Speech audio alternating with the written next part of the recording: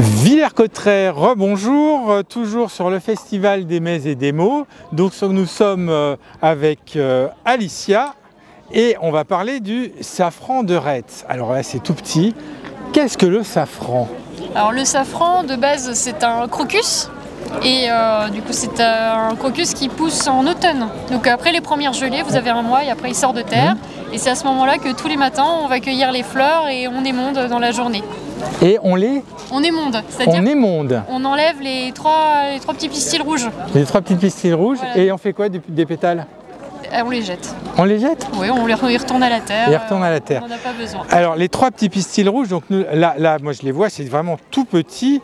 Et on les fait sécher, ils font quoi après? On en fait quoi? Alors du coup effectivement on les fait sécher pour que la conservation soit plus longue, on les utilise pas en frais et on attend quelques semaines avant de pouvoir les utiliser en cuisine et après sinon on les conditionne. On peut les utiliser tout de suite? Ceux-là là? Oui, non, même après la... parce qu'ils ont été récoltés. Après la récolte en frais, non, on va attendre un petit peu qu'ils soient secs. Et on peut pas les utiliser frais?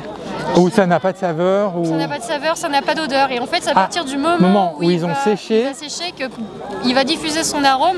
À un moment donné, vous allez ouvrir le bocal et ça va vous prendre le nez. Alors, c'est dans des champs, il y a des champs de safran... Des safranières, oui. Des safranières. Oui, c'est ça. Il y a plein de nouveaux termes, hein, là. Des safranières. Donc, mais c'est tout cueilli à la main?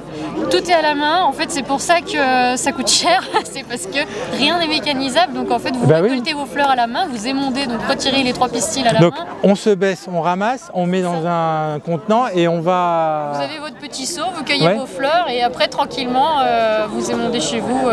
Et pour faire 1 kg de safran, ou 100 grammes, on va peut-être pas aller sur un déjà kilo. Si vous parlez en kilos de safran, je vous cache pas que vous avez une très grosse safranière et vous avez, j'espère, du monde un peu pour vous aider. Oui. Et surtout, il faut les couler. Donc, voilà.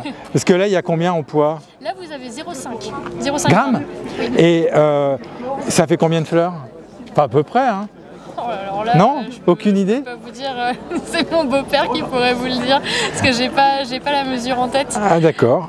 Et merci pour ce voyage en safran. Donc si on veut voir des champs de safran, la safranière, du coup, ça va se passer à la ferme de Bézemont à Oigny-en-Valois.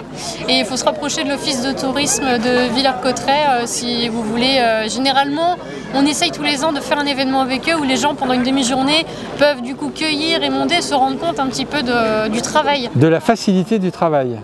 La facilité, mais par contre, ce qui demande de venir tous les matins, même si vous avez un événement à 10 h, et c'est pas grave, vous allez en robe et en botte dans le champ cueillir vos fleurs.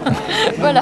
Et les fleurs, le temps de récolte il est court ou les fleurs elles restent fleuries longtemps ou pas? Non, vous avez un temps de récolte qui est très très court, c'est-à-dire qu'on essaye de récolter les fleurs quand elles ne sont pas encore ouvertes. Donc tout est préservé, on y va assez tôt le matin et ça dure à peu près 1 mois.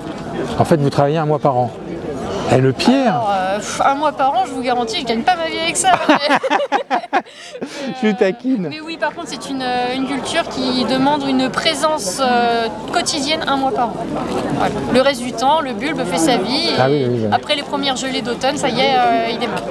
1 mois après. Merci beaucoup et puis bonne prochaine récolte en fin d'année, dans 6 mois. Écoutez, au plaisir de vous voir pourquoi pas un jour sur la ferme.